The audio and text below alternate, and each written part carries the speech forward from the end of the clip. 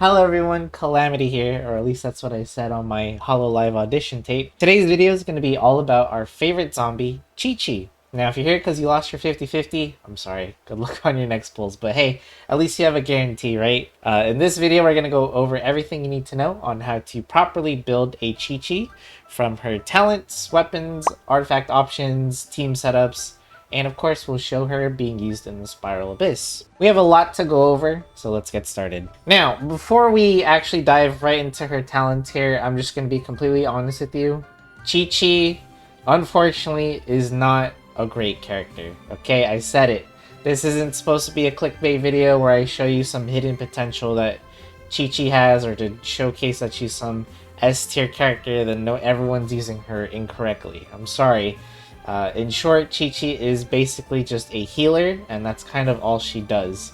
Now, I'm sure you're familiar with other healers in the game that heal and also do other stuff. Unfortunately, Qiqi just lacks that other stuff that puts her, at least in any sort of competition with any of the other healers. With that being said, we can also build Qiqi in quite a variety of ways. There's a physical DPS build, there's a full support build, there's a sort of hybrid where it's kind of where she does both damage and heal. But we're gonna go over how to build her primarily as a support, not a physical DPS, because if we went over every build, this video would be way too long. And I ain't trying to be here all day. So now that that's all being done and said, let's actually dive right into her talents, starting with the normal attack, Ancient Sword. Now right off the bat, you might notice that I have this thing crowned. Yes, I did try to make Qiqi a physical DPS in the past. Did it work well? But let's quickly talk about the normal attack talent. It doesn't have any sort of special mechanics or any fancy stuff. It's just a very standard normal attack talent. If you look at the skill attributes, she has a 5-hit combo. She hits twice with a charge attack, costs 20 stamina, regular plunging attack. So let's move on to the interesting stuff.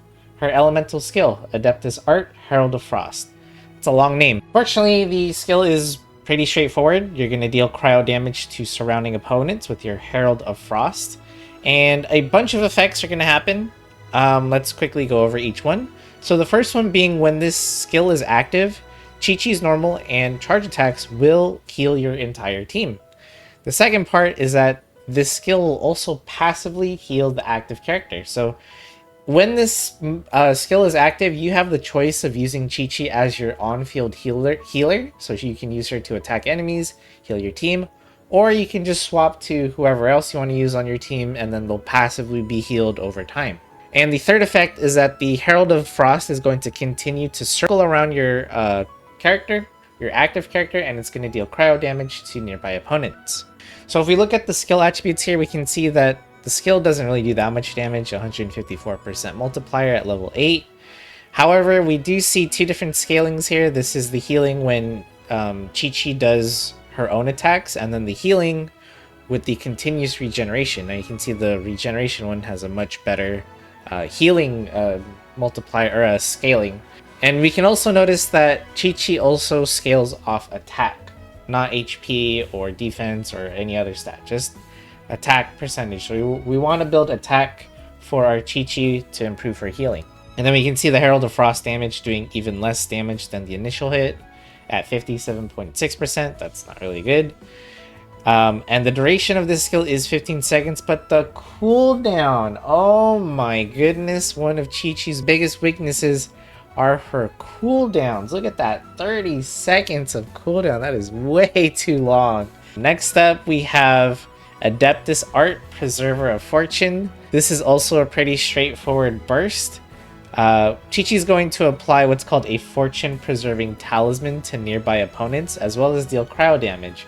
Now when your opponent has said talisman, every time you hit them, that character will heal. So you can swap to your DPS, hit the character that has the talisman on them, and then you'll heal yourself. It's like a free life leech. Just like the skill, if we look at the attributes, it does also scale off Qiqi's attack. And it does have a duration of 15 seconds, cooldown of 20, which is actually a standard-ish cooldown. But the energy cost for something like this is at 80. Oof, man. So now you're going to need some energy recharge for your Qiqi for sure. Maybe even another teammate with a Favonius weapon just to get this up frequently. That's all she does, right? She heals. That's it. There's no and buffs your team or and debuffs enemies. It's just heal. She does do some cryo damage, but it's very not noticeable. Her burst does do some good damage though. We should look at the multiplier for that. 541% at level 11. That's not nothing, right? That's a big damaging burst there, but that's about it, unfortunately. So let's move on to her Ascension talent. First one being called Life Prolonging Methods. So whenever a character on your team is affected by the Herald of Frost, when they do an elemental reaction, they'll get increased healing bonus by 20% for 8 seconds. So this should be all the time. You're doing elemental reactions on whatever team she's on, and they'll get 20% more healing, which is really nice. Next up, a glimpse into the Arcanum. When Qiqi hits an opponent with either a normal or a charge attack, she has a 50% chance to apply a fortune-preserving talisman on them for 6 seconds, and this can only occur once every 30. First of all, I don't even know why there's a 50% chance to apply the fortune. It should just be a guaranteed hit, because it has a cooldown anyways. Lastly, we have Former Life Memories. Qiqi will show you the location of any unique resource nearby when you're in Leeway. Useful for farming some materials, but that's about it. Now next up, let's talk weapon options for your Qiqi. Now, first of all, yes, again, this is more evidence that yes, I did use my Qiqi as a physical DPS in the past. Do I recommend this weapon if you're building her as a support? Honestly, kinda. The Aquila Favonia, real quick to talk about it, does have one of the highest base attacks in the game for a 5-star weapon, and the weapon just straight up gives you 20% more attack in the first sentence above me, right? So that's more healing. That's exactly what Qiqi wants. However, this is a 5-star option, and I understand, hey, not everyone's going to have an Aquila Favonia. So let's actually talk about some realistic options for Qiqi, right? And one of them being a Sacrificial Sword. This is a really good option for Qiqi, and it's going to mitigate one of her biggest weaknesses, which is a really long elemental skill cooldown. This weapon also gives you a whopping 61% energy 61.3 energy recharge, which we definitely need because of that 80 burst cost. Now, if you're able to get your Sacrificial Sword to Refinement 5, you have an 80% chance to reset your cooldown. This is going to be really good for Qiqi to make sure that Herald of Frost is basically active most of the time, except on very prolonged fights like weekly bosses or just really long fights in general. You could also give her a Favonius Sword. Just remember to give her just a tiny bit of crit rate just so you can proc this weapon's effect fairly frequently. Another weapon I can actually recommend is the, I don't know how to pronounce it, the Ishin Sword. This is a sword you get from doing Kazuha's story quest. It is a free-to-play weapon, and it also just gives you attack percentage as a substat, which again, more healing. And if you decide to use Qiqi to do her normal or charge attacks, you'll get like an extra AoE. It's called the Hewing Gale attack that does some damage as well. Other options include the Flute. This is probably going to be one of the rarest times I'm ever going to recommend this weapon on a character. Just for the same reasons as the previous weapon, it gives you attack percentage as a substat, and on your normal and charge attacks, you'll get like a special attack that does AoE damage. It's okay. But we're mainly just using it for the attack percentage. Honestly, when it comes to picking a weapon out for your Qiqi, just try to get her a weapon that has like an attack percentage substat, and you're pretty much good to go. In Inazuma as well, that one will help her a little bit with her energy recharge needs. And I don't have one on me right now, but if you have the brand new Finale of the Deep, which is a craftable weapon in Fontaine, that weapon also going to be a good option for Qiqi. It gives her basically just a bunch of attack, and she'll be able to clear that that life thing that you have to heal off and get that attack boost fairly easily. Artifacts. Now, your Qiqi actually has quite a bit of options when it comes to artifacts. So depending on how you want to build her, well, you know, the choice is up to how you want to build her. Let me just get this out the way. If you want to build her as a Fizz DPS character, you're going to want to just get the 2-piece Bloodstained Chivalry and a 2-piece Pale Flame. Try to grab as much offensive stats as you can, like attack percentage, crit rate, crit damage, and you're pretty much good to go. Now, for those of us that are not building her as a Fizz DPS, what kind of artifact sets are we looking for? You can give her the Ocean Hued Clam. Qiqi is one of the better holders of this set because she constantly heals on or off the field. So she'll be able to reach the 4-piece effects healing cap of 30,000 relatively quickly. Now for those that don't know what the Ocean Hued Clam does and are looking at this really long paragraph or essay of an effect, basically you're going to summon what's called a Sea Dive Foam, and as you continue to heal, which Qiqi will do, this foam will explode, pop, burst, whatever you want to call it, and it will do up to a limit of 30,000 damage. It's, you know, it's not nothing, and it's actually a pretty nice chunk of damage that Qiqi is able to contribute in team fights. Now, if you don't want to go the Ocean Hued Clam set, you're also more than welcome to go for the Tenacity of the Millilith. This is going to give your Qiqi more utility in her team. It's going to give your team a buff of 20% attack and 30% shield strength. Just remember that her elemental skill does need to hit opponents for the buff to stay active. So you're going to want to be in melee range so that Herald of Frost can continue to hit enemies.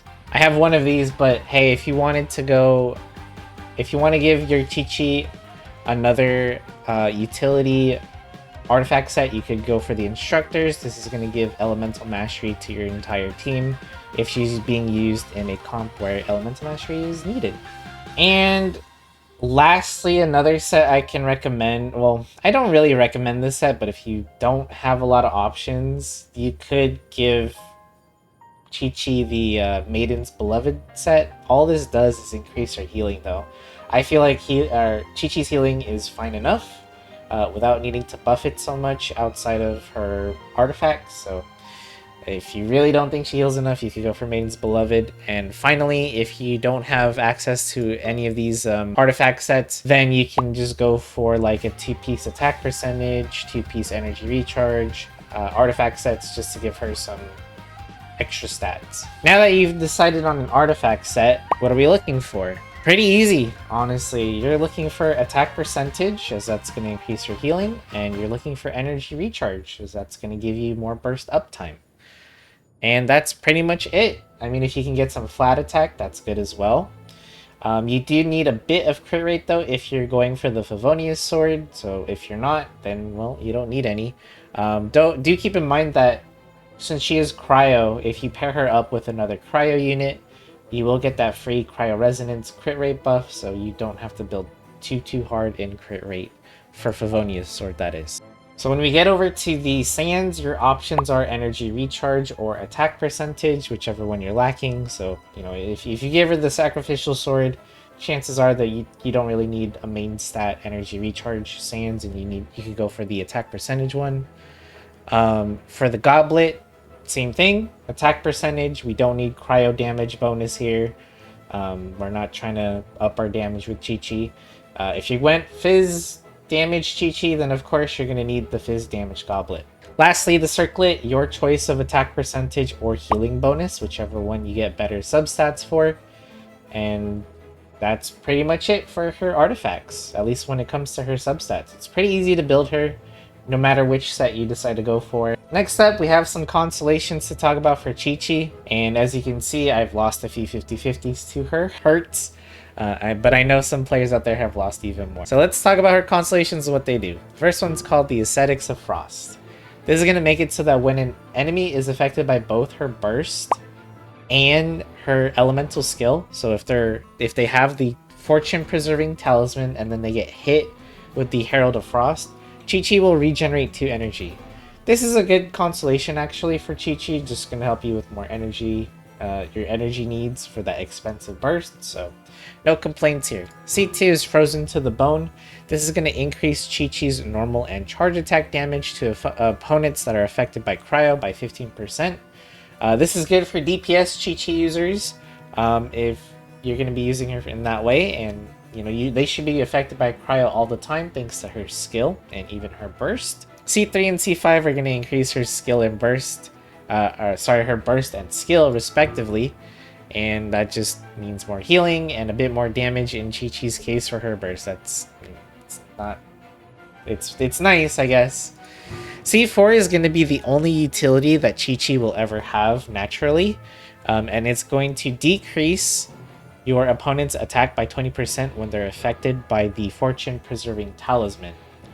Nice debuff, I guess, but Qiqi is a character that heals so much that, I mean, I guess that'll help in the long run, but I'm sure a lot of people would have preferred either a more reasonable buff to their team, maybe like an attack boost or a defense, even a defense boost maybe, or something, crit rate, crit damage boost, or another sort of debuff like a defense shred would have been more valuable here, but it is what it is. And lastly, you would think her C6 would be something incredible, and it's really not.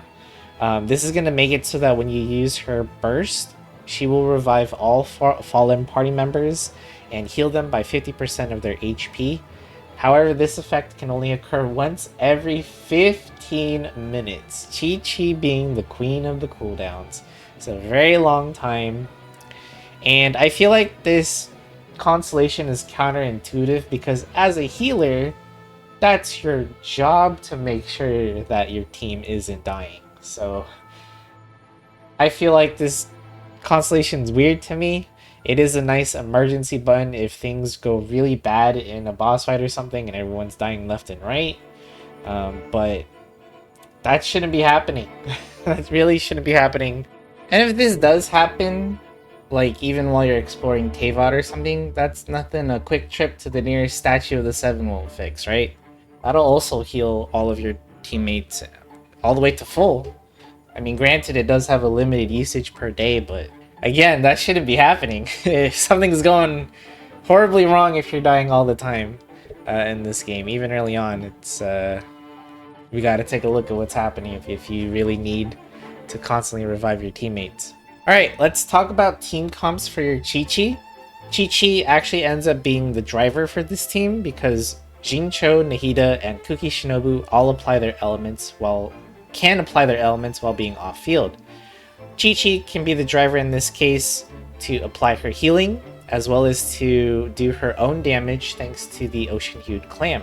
She's contributing at least something to the team as well. Now, if you are deciding to go for a physical team setup for Qiqi, then your team would look something like this. If you are going for a single target setup, then you can get rid of Beto, keep Fischl, and then maybe toss in Mika for more physical damage buffs. Rosaria here for the also increased crit rate, as well as the constant cryo application, because remember, Qiqi does have that really long cooldown of her skill, so just in case you don't have enough cryo application, Rosaria is there to help back you up. You can also use Qiqi in a freeze team if you so choose, with either Ayaka or even Ganyu. We have Shenhe here to buff cryo damage, and she will buff Qiqi's damage as well, so if you want to have a really hard hitting burst with Qiqi, you can use Shenhe to help buff Qiqi's damage, and then Mona here to apply her Hydro and to help debuff enemies in this team. But just an example of I just realized this is a whole 5-star team. If you wanted to use other characters, you could, like Rosaria instead of Shenhe, or instead of Mona, we can bring... Well, I guess I don't really have a 4-star recommendation. I mean, you could bring Kokomi, but that's also another 5-star. Real quick, I just want to go back to the Hyper Bloom before we head off to the Spiral Abyss. I know a lot of people are going to look at this team and be like, oh, of course you have Nahida on this team. But the thing is, you kind of want her as opposed to other Dendro pliers in this case. So like, for example, Kirara, right? Kirara provides you a shield, which is going to prevent you from taking damage, so then Qiqi can't heal for her Ocean-Hued Clam. So if you're using Qiqi here for the Ocean-Hued Clam set, you want your team to actually get hit so that you can get healed to get more value out of that set. If you end up having a really strong shielder and no one takes damage, and therefore no one ever gets healed, well, then you're not going to get any Ocean-Hued Clam value. This applies to also Baiju as well, and I could also recommend Dendro Traveler in a team like this. I just don't have them right now because I'm building Hydro Traveler for a future build. Alright, welcome to the Spiral Abyss. I'm going to be using Qiqi here in the Hyper Bloom team that I mentioned earlier. We have Nahida for her excellent Dendro application, Jincho to apply Hydro, and well, Kuki Shinobu is going to be triggering the Hyper Bloom reaction. And then we have Qiqi here. We're going to be using her as the main driver to make sure all of these reactions happen, as well as to provide her own healing and her own damage via the Ocean Hued Clam set. So let's actually get started. I actually don't need to activate Xingqiu's burst there. Not bad. But let's go ahead and swap to Qiqi.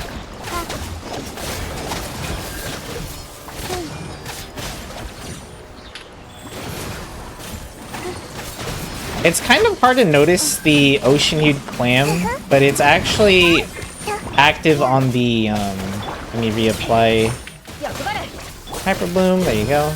It's actually on the left. I don't know if you guys are seeing it, it's like a little ball. Let's go ahead and reapply Dendro. Now we need to actually use Xingqiu's burst here.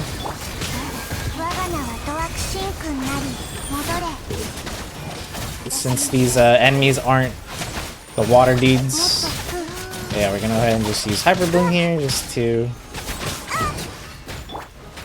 I always get rid of that thing first. That thing is so annoying.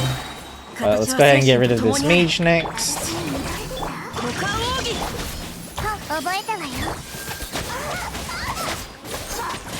And... whoop. We actually do want to take damage. Remember, we actually do want to heal our team for the Ocean Hued Clam. But, won't be needed. Nope, there you go. She actually finished it off with the Ocean Hued Clam damage. I think she got like 25k or something. So there you go, Chamber 1. Alright, Chamber 2. Need to get Xingqiu's burst. I wasn't able to get enough energy. There we go.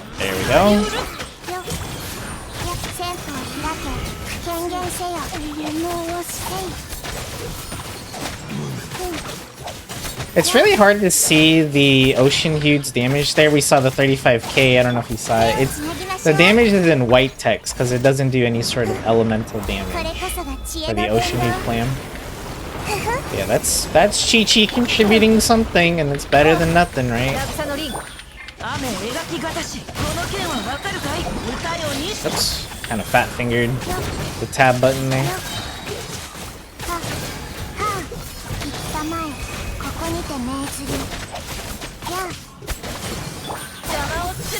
Yeah, we have plenty of time to get rid of these two enemies here.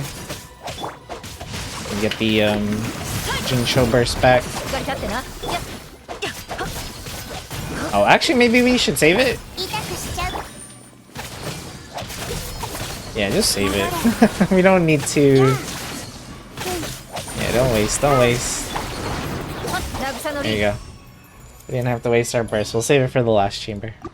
Alright, this chamber is going to be a little tricky because the whole point of this fight is to break cryo shields. And, well, the only character that can do that-ish is Qiqi Shinobu. Nihida doesn't interact with cryo, so she doesn't help here. Xingqiu Hydro, and of course Qiqi being the same element. But we'll give it a go.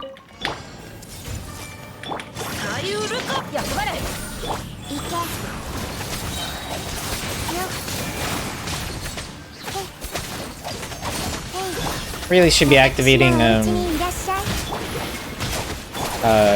burst, my bad. There you go. Qiqi Shinobu's burst is perfect for destroying that shield since it does so many hits. And that's all you really need when you are trying to break this shield.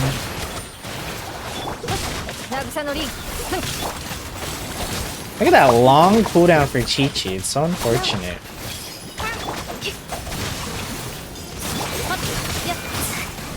Luckily, the Hyper Bloom also helping as well. Oops.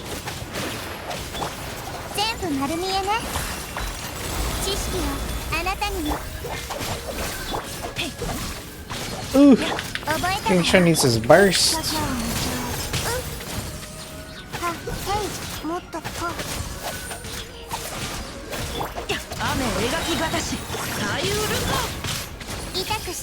Once you break their shield a bunch of times, they stop well, they stop having it, right? And then you're basically free to wail on the boss, which makes it really easy at that point. And we're just about ready to wrap this up.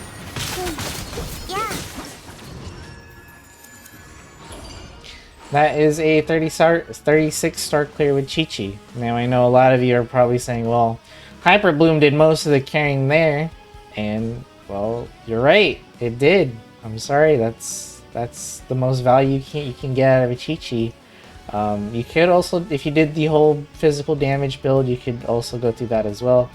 But just keep in mind that, you know, it's physical damage. That's one of the weaker comps in Genshin right now. If you do want to go that way, you can. I'm not saying you can't. Just be prepared to work a little bit harder than this Hyper Bloom team did when it comes to the Spiral Abyss. So that's pretty much going to be a wrap for this guide on Qiqi. Hopefully I was able to inspire someone out there who lost their 50-50 to maybe potentially see some usage for building Qiqi in a future team.